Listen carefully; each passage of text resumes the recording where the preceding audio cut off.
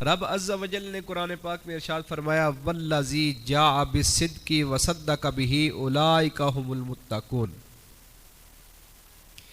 وہ ذات والذی جاء بالصدق کہ وہ ذات جو سچ لے کر آئی. مفسرین کرام فرماتے ہیں کہ جو ذات سچ لے کر آئی اس سے مراد نبی پاک علیہ الصلوۃ والسلام کی ذات مبارکہ ہے. وصدق بہ، اور وہ ذات جس نے اس سچ کی تصدیق کی. فرمایا وہ جو سچ لے کر آئی اس سے مراد تو نبی پاک علیہ الصلوۃ والسلام کی ذات ہے، اور جس ذات نے اس سچ کی تصدیق کی وہ ذات سیدنا صدیق اکبر رضی اللہ تعالیٰ عنہ کی ذات ہے. وہ سیدنا صدیق اکبر رضی اللہ تعالیٰ عنہ کی ذات ہے. اب صدیق جو لقب ہے، صدیق کا معنی ہے سچا. صدیق کا معنی کیا ہے؟ سچا.